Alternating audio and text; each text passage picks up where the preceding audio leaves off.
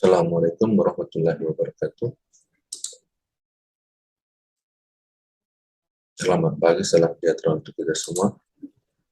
Perkenalkan, nama saya Aziz Saryanto, Sarjana Hukum, Magister Hukum. Saya bekerja pada Universitas Muhammadiyah Luwuk,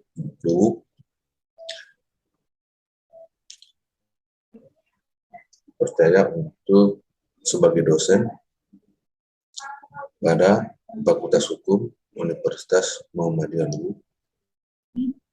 Saya diangkat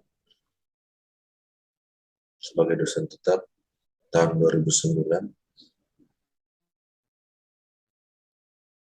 dengan pangkat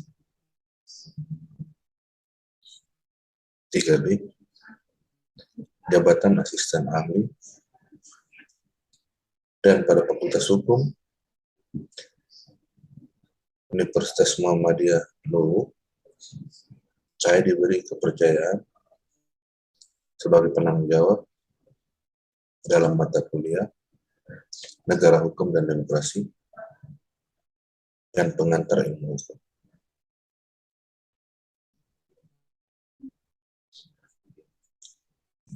Saya lulus dari S1 saya dari Universitas Muhammadiyah Palu pada tahun 1998 dan lulus S2 saya dari Universitas Hasanuddin Makassar pada tahun 2011.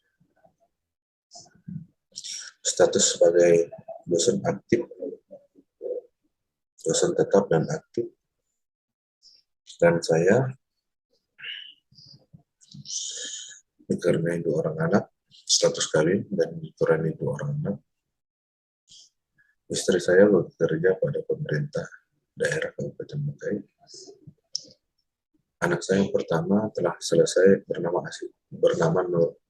Ahmad Saleh, telah menyelesaikan studi S1-nya, dan kedua bernama Nurul Fatimah, tengah menyelesaikan program studinya. Saya tinggal di Luwuk dan berada di kediaman berjalan Jalan Muhammad Yamin, Kelurahan Luwuk, Kecamatan Luwuk, Kabupaten Banggai, Provinsi Sulawesi Tengah. Demikian perkenalan saya. Atas perkenalan ini ucapkan terima kasih. Assalamualaikum warahmatullahi wabarakatuh. Selamat pagi, salam sejahtera untuk kita semua. Baik, kita akan memasuki rencana pembelajaran semester atau RPS perguruan tinggi Universitas Muhammadiyah Luwuk, Fakultas Hukum, program studi ilmu hukum, dengan materi mata kuliah Negara Hukum dan Demokrasi. Saya selaku penanggung jawab dalam materi Negara Hukum dan Demokrasi sampaikan beberapa hal terkait perkuliahan ini, program kewajiban mata kuliah. Itu berkontribusi dalam peningkatan mutu kehidupan bermasyarakat, berbangsa dan bernegara, dan kemajuan peradaban berdasarkan Pancasila, bekerja sama dan memiliki kepekaan sosial serta kepedulian terhadap masyarakat dan lingkungan, menguasai konsep umum, pengetahuan filsafat hukum, sosiologi hukum, dan perbandingan hukum agar dapat memahami dan hukum secara kontekstual, sistematik, dan utuh. Kemudian mampu mengambil keputusan secara akademik, mandiri, bertanggung jawab dalam menyelesaikan masalah atau kasus-kasus hukum, serta mampu bekerja sama dengan sejawat. Mampu menunjukkan kinerja mandiri, bermutu, dan terukur. Mampu bertanggung jawab atas pencapaian hasil kerja individu dan kelompok, serta melakukan supervisi supervisi maupun evaluasi terhadap penyelesaian tugas yang ditugaskan oleh pihak yang berwenang yang berada di bawah tanggung jawabnya. Mata kuliah, sasaran dan belajar. Setelah mempelajari mata kuliah ini, diharapkan mahasiswa mampu untuk menguasai konsep teoretik tentang negara hukum dan demokrasi, serta mampu mengkaji teori-teori terkait dengan masalah-masalah dalam negara hukum, demokrasi, dan implikasi dalam pembangunan negara. Deskripsi singkatan mata kuliah. Mata kuliah negara hukum dan demokrasi ini membahas atau membicarakan konsep negara, hukum, dan sistem politik demokrasi secara lebih mendalam dengan menggunakan pendekatan filosofi, historis, dan politis. Dibicarakan pula mengenai pengaruh konfigurasi politik terhadap karakter produk hukum sebagai implikasi dan determinasi hukum atas politik. Perkembangan konsep hak asasi manusia juga menjadi salah satu bahan kajian dalam mata kuliah ini.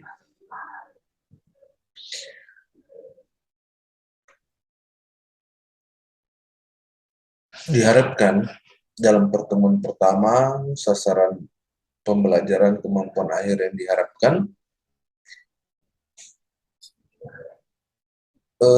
kemudian topik kajian materi, yaitu pembukaan kuliah menjelaskan tentang bagaimana RPS-nya, kontrak perkuliahan, standar penilaian, pengertian ilmu hukum. Hal-hal demikian disampaikan semua kepada siswa, mahasiswa, dan mahasiswinya agar mereka memahami, mengetahui bagaimana RPS-nya dan bagaimana kontrak perkuliahan, kemudian standar penilaian yang akan dilakukan, kemudian terkait dengan pengertian ilmu hukum itu. Adapun bentuk dan cara pembelajaran menggunakan aplikasi Zoom, ceramah, diskusi, serta melakukan tanya jawab. Adapun waktu yang dilakukan, alokasi yang kami diharapkan, direncana, dipersiapkan, yaitu selama 90 menit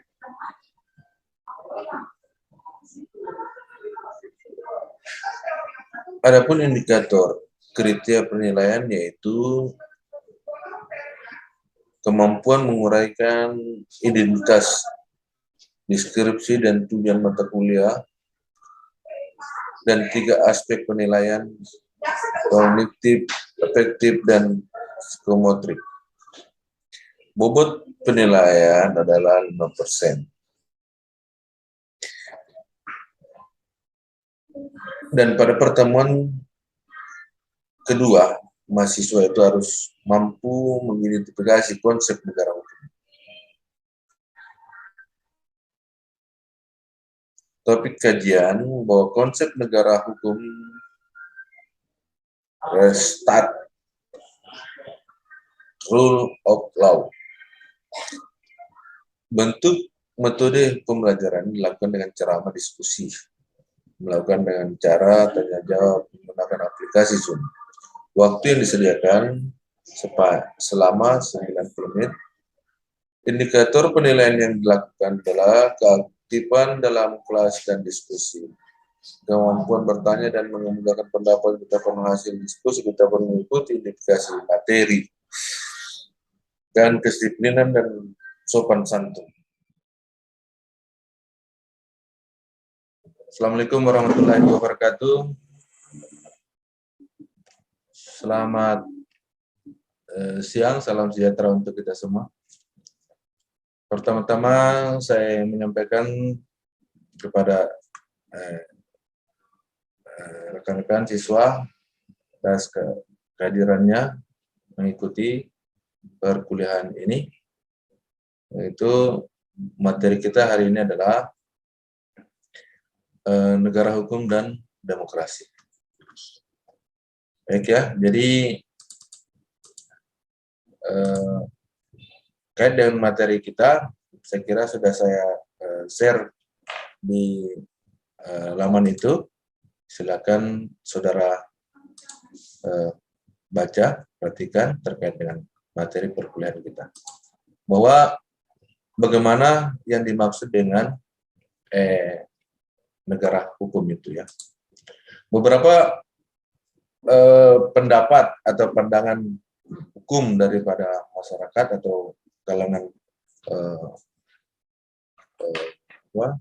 hukum itu bahwa dikenal dengan istilah dengan negara hukum itu dengan the state atau rule of law. Tentu di dalam paham tersebut, penyebutan tersebut memiliki dasar dan hukum yang sebagaimana kadang disebut di dalam Eropa, hukum Eropa kontinental. Bahwa paham Restat itu dikembangkan oleh para ahli hukum ya, Barat, seperti Immanuel Kant, Friedrich, Julius Stahl, kemudian beberapa ahli hukum lainnya memiliki pandangan hukum terhadap bagaimana sih yang dimaksud dengan negara hukum itu. Beberapa pandangan atau pendapat atau definisi para ahli hukum tentu sudah kita banyak yang mengetahuinya, bahwa konsep daripada negara hukum itu seperti yang sudah saya sebutkan tadi, bahwa tentu belajar dari tidak bisa melepaskan daripada apa yang disebut di dalam sejarah hukum yang ada. Ada dua hal yang mendapat pandangan kita dalam materi perkuliahan ini. Apa itu negara hukum dan demokrasi. Kedua-duanya memiliki hubungan yang erat antara negara hukum dan demokrasi. Ya, keduanya memiliki hubungan erat. Bahwa dikatakan bahwa negara hukum itu tentu setiap negara memiliki dasar atau sistem hukumnya sendiri-sendiri. Nah, tentu ketika kita ingin mengetahui konsep atau negara hukum kita, tentu tidak bisa kita melepaskan diri daripada konstitusi kita, ya, konstitusi. Nah, di dalam konstitusi tentunya kita pertama melihat bahwa tentunya harus melihat di dalam konstitusi, yaitu Undang-Undang Dasar 1945. Nah, di dalam Undang-Undang Dasar 1945 itulah pijak atau dasar berpijaknya negara kita Indonesia, ya, negara kita Indonesia untuk dapat dikatakan sebagai suatu negara hukum, ya, tentu memiliki fondasi konstitusi yang berlaku. Nah, konstitusi yang ada itu tentu di dalam Undang-Undang Dasar 1945 di dalam pasal 1 ya disebutkan bahwa, dan ayat 3 itu ya tentunya bahwa negara kita adalah negara hukum. Nah, disitulah dasar berpijaknya setiap negara, ya, setiap satu negara dilihat ingin mengetahui bahwa negara itu memiliki sistemnya seperti apa, maka kita harus melihat terlebih dahulu di dalam konstitusinya.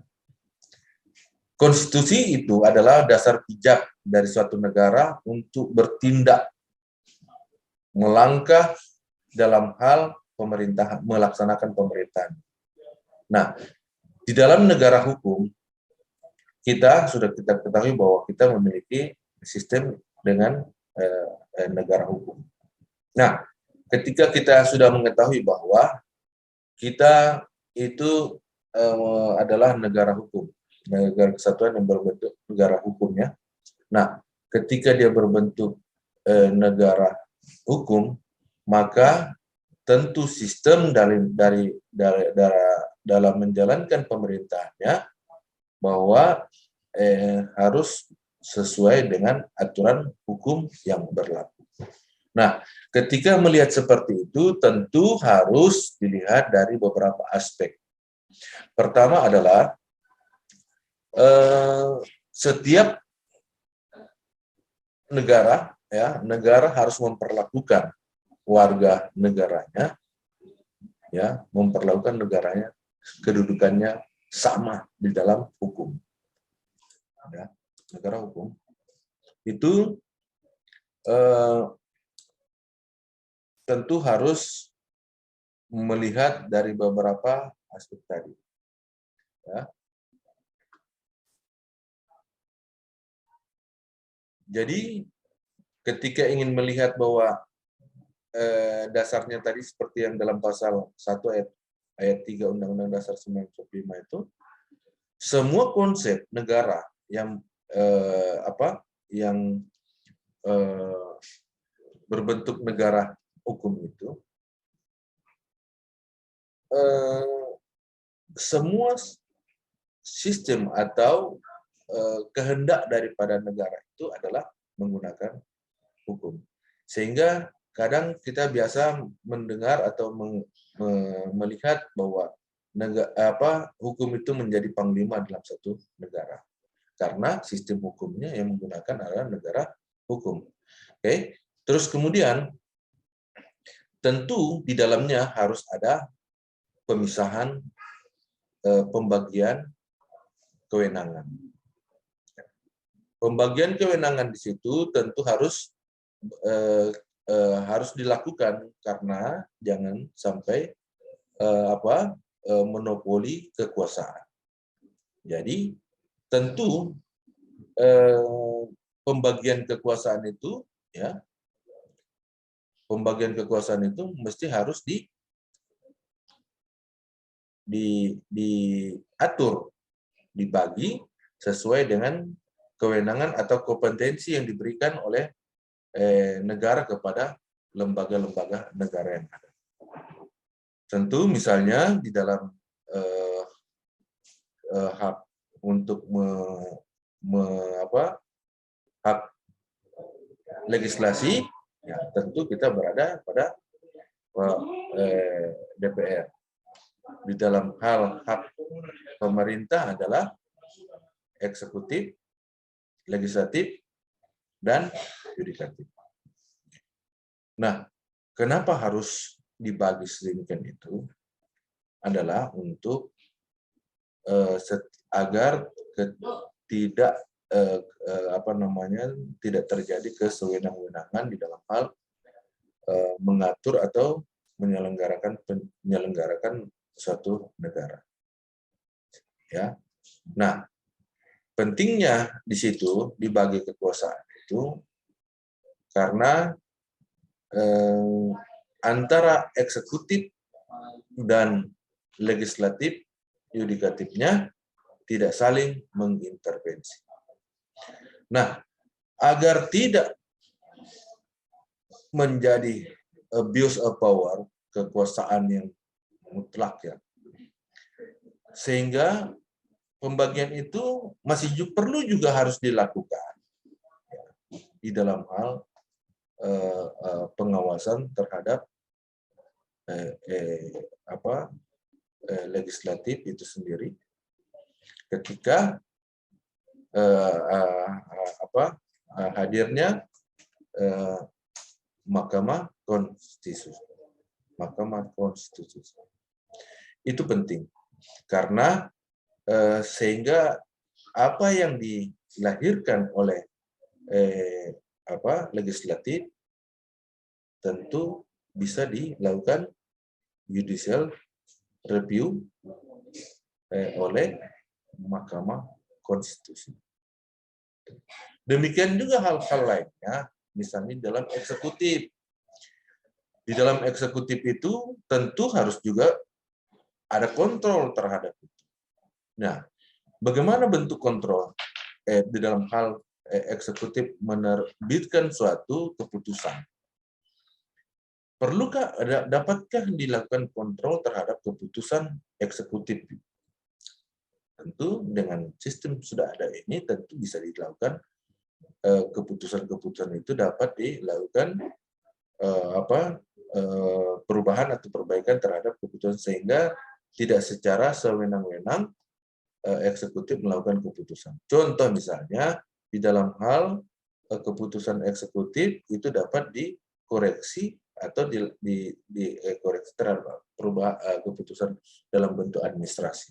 Nah, di mana bentuk administrasi yang dapat dilakukan perbaikannya? Tentunya adalah di dalam peradilan tata usaha negara. Itulah kontrol yang dapat dilakukan oleh masyarakat ya terhadap keputusan eksekutif, terhadap keputusan legislatif ya, sehingga keputusan-keputusan yang ada itu masih dapat dilakukan perubahan atau perbaikan-perbaikan yang ada. Nah, disitulah hal-hal yang perlu kita bersama ketahui bahwa bagaimana suatu negara itu dapat diketahui sistem hukumnya ketika kita melihat di dalam satu konstitusi. Nah, pentingnya satu konstitusi itu untuk kita ketahui sebelumnya untuk mengetahui sistem hukum yang apa di dalam setiap negara itu, sistem negara itu yang akan mereka gunakan. Kan ya? Sehingga untuk mengetahui lebih dalamnya harus menggunakan, membaca, mengetahui setiap negara pondasi dalam satu negara tentu dalam konstitusi. Konstitusi itu kita ketahui konstitusi. Konstitusi itu adalah suatu hukum ya, hukum dasar setiap satu negara. Nah, hukum dasarnya kita apa? Yaitu Undang-Undang Dasar 1945. Itu ya. Kemudian kita ketahui bahwa bagaimana sistem berikutnya dalam suatu negara dengan yang berdemokrasi. Nah, untuk mengetahui tentu kita mau bercerita mengenai cerita tentang negara ya.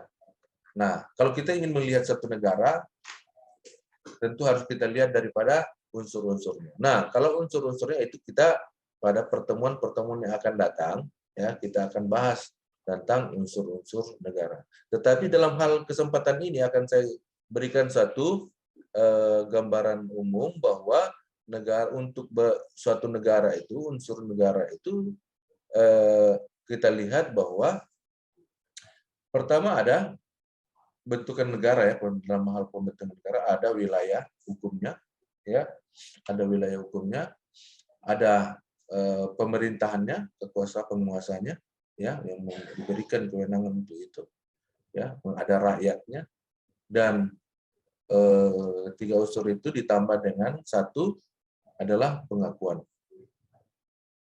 ya, itu adalah bentuk daripada suatu negara. Jadi apa yang saya gambarkan tadi itu adalah konsep daripada suatu negara. Jadi beberapa pendapat ahli tadi tersebut sudah menyampaikan pendapatnya terkait dengan apa yang disebut dengan negara hukum itu. Itu ya, jadi sistem-sistem hukum seperti itu harus kita ketahui terlebih dahulu bagaimana sistem dalam satu negara. Dan negara hukum itu, untuk dapat dikatakan bahwa negara hukum itu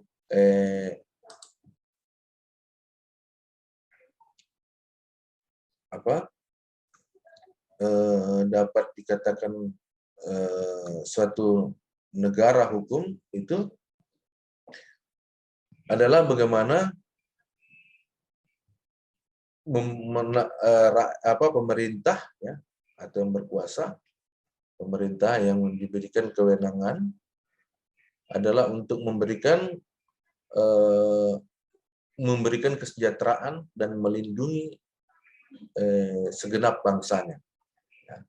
Jadi dia harus, jadi kalau mau melihat bahwa negara itu, kalau beberapa pendapat ahli itu menyatakan bahwa negara itu dibagikan sebagai salah satu organisasi dari dalam satu negara, sebutkan seperti itu. Tetapi dalam hal ini bahwa negara itu adalah sebagai salah satu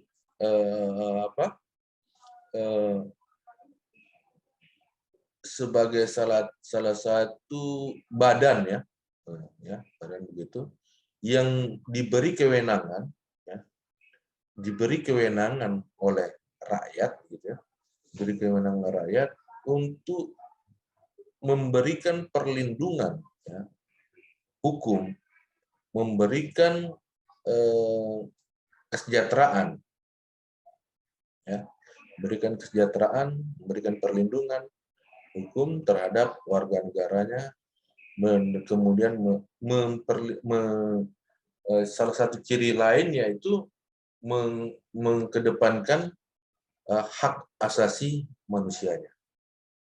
Jadi hak asasi manusia dalam satu ciri khas sebagai suatu negara hukum itu yang berdemokrasi adalah mengedepankan perlindungan atau hak asasi manusia dari warga negaranya, yang memberikan perlindungan kepada warga negaranya, warga masyarakatnya. Sekira itu yang dapat saya berikan pada kesempatan ini. Mungkin ya di antara teman-teman yang ingin menyampaikan pendapatnya,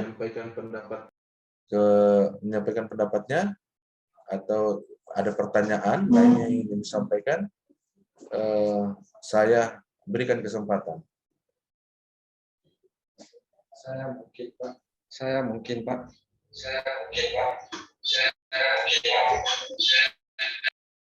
Ya, silakan.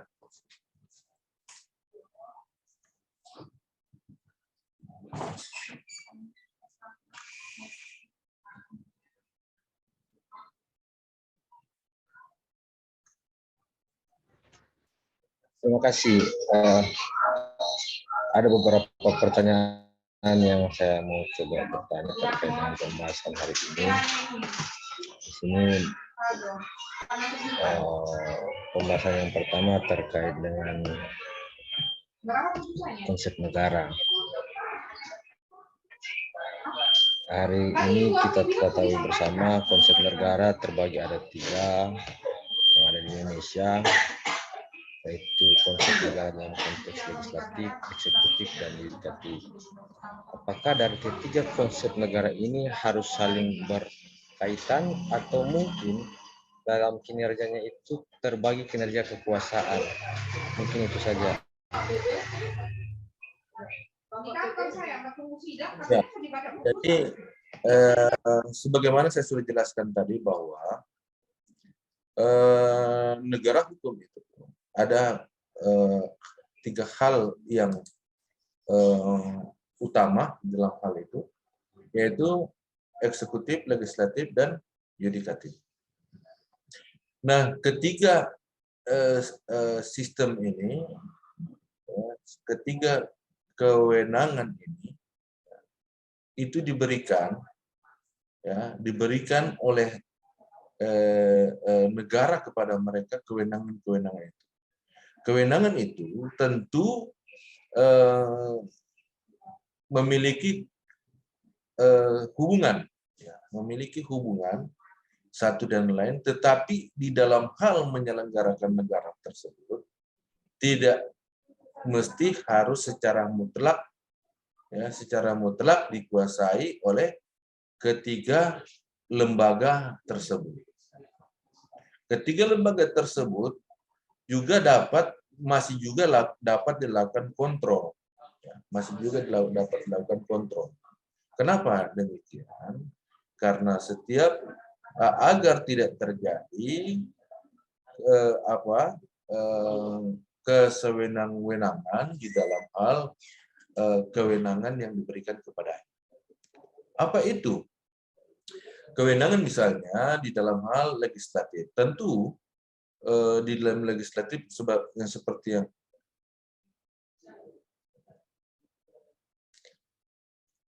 kewenangan yang ada itu dapat dilakukan kontrol, dapat dilakukan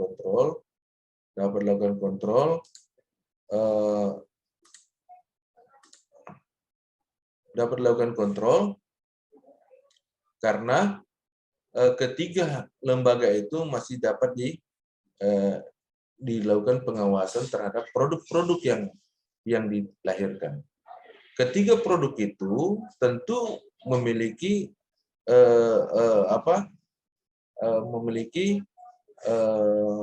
hal yang berbeda. Contoh misalnya legislatif misalnya. Ya, legislatif ketika melahirkan satu produk perundang-undangan. Kemudian di dalam melahirkan produk perundang-undangan, apakah produk itu tidak dapat lagi dilakukan pengawasan atau kontrol terhadap undang-undang itu yang dilahirkan oleh legislatif? Tentu dapat. Nah, inilah siapa yang dapat melakukan kontrol tersebut adalah Mahkamah Konstitusi. Kemudian berikutnya di dalam eksekutif. Eksekutif tentu di dalam hal melakukan kekuasaan kewenangannya ada menerbitkan suatu keputusan yang disebut dengan administrasi. Keputusan yang dilahirkan secara administrasi tadi itu juga dapat dilakukan pengawasan. Di mana pengawasan itu dapat dilakukan adalah dengan cara